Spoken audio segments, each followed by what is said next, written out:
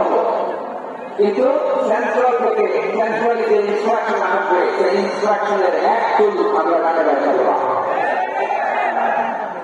এইটা মমতাচরণের জন্য এইটা দরকার, ইসলাম বিপ্লবের জন্য এইটা দরকার। তো আমাদের কাছে যদি আমাদেরকে থামানোই না যায় এই লক্ষ্য দিয়ে আমি কি করবো? আল্লাহ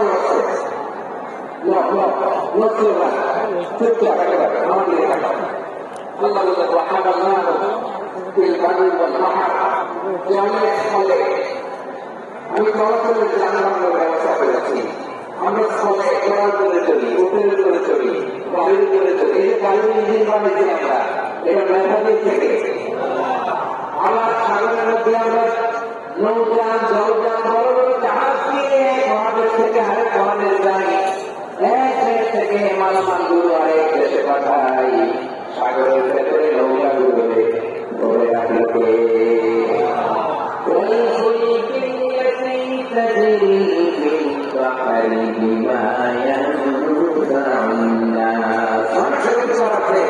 এরকম সরঞ্জামাতি সাগরের উপরে বিশাল বিশাল জলযানগুলো চলে, এই ডুবে যায় না, তাপ হয়ে যায় না, পড়ে যায় না। এগুলোকে স্থিতিস্থাপকতাকে ঠিক করে রাখলো কে? আপনারা জাহাজ দেখেছেন, জাহাজ হ্যাঁ বাড়িতে প্রোগ্রাম করে দেখতে পাচ্ছেন, দেখেন বিশাল বিশাল জাহাজ, বিশাল জাহাজ মালামাল নিয়ে এক মহাদেশ থেকে আরেক মহাদেশে যায়। গত মাসে আমরা ঢাকা সফর করছিল, এই যে বাংলাদেশের যে গাড়িগুলো চালান বেশিরভাগ গাড়ি আসে কিন্তু জাপান থেকে।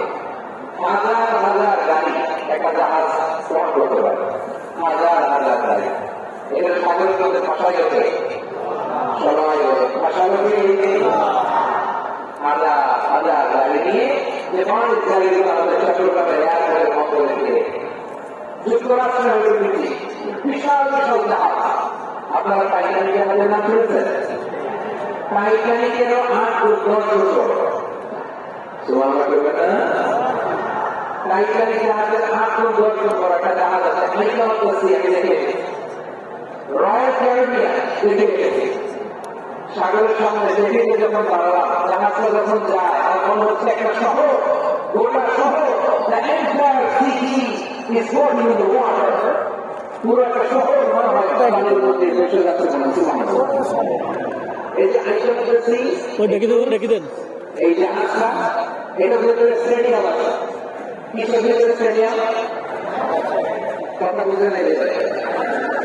স্টেডিয়াম কিসের ভেতর? সুইমিং পুল আছে, শপিং মল আছে, রেস্টুরেন্ট আছে, ক্লাব আছে, 3000, 4000 রুম বিশিষ্ট, কক্ষ বিশিষ্ট হোটেল আছে। এই সবগুলো নিয়ে এগুলো চলে সাগরের এই দোলার মধ্যে, জলপথের মধ্যে, এই সাগরের ভেতরে এই জাহাজগুলোর ভাষায় রাখছে কে? সূরাতুর রহমান আল্লাহ তাআলা বললেন, ওয়ালাহুল জাওয়ারিল মুনশাআতু ফিল বাহরি কাল আ'লাম ফাবিআইয়ি আলা, সবাই পড়েন ফাবিআইয়ি আলা রাব্বিকুমা তুকাযিবা। পাহাড় বড় বড় জাহাজগুলো মাল বোঝাই করে সাগরের মধ্যে ভেসে বেড়ায়। এগুলো দিয়ে মালামাল বহন করা যায়, মানুষরা এক দেশ থেকে আরেক দেশে যায়। এই জাহাজগুলো সাগরের ভেতরে ভাষায় রাখিল কে? এই আয়াতের ভেতরে আল্লাহ তাআলা সূরা বনী ইসরাঈলের চমৎকার আয়াতের ভেতরে আল্লাহ তাআলা বেসিক্যালি মানব জাতির প্রতি তার 4টি স্পেশাল অনুগ্রহের কথা বলেছেন। দুইটা বলে দিচ্ছি। এক নম্বর হলো বনি আদম। আমি বনি আদমের সম্মান করেছি, নাকি মুসলমানদের? নাকি মুসলমানদের তার সম্মান করেছি? বনি আদম। তাহলে human dignity, the first part of the verse talks about the human dignity. দুই নম্বর অংশ আল্লাহ তাআলা বলেন, ওয়াহানাল্লাহু ফিল বাররি ওয়াল বাহর।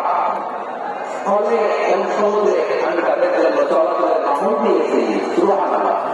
তাহলে smooth movement on land and sea, জলে স্থল থেকে আমরা স্মুথলি মুভ করতে পারি, আল্লাহ তাআলা দিয়েছেন। 3 নম্বর আল্লাহ তাআলা বলেন, মানুষের জন্য আমি পবিত্র রিজিকের ব্যবস্থা করেছি। জলের স্থলে যত প্রাণী আছে সবগুলা প্রাণীকে রিজিক দেয় কে? আমাদেরকে রিজিক দেয় কে? সাগরের মাছগুলোকে বড় বড় চিংড়ি মাছগুলোকে রিজিক দেয় কে?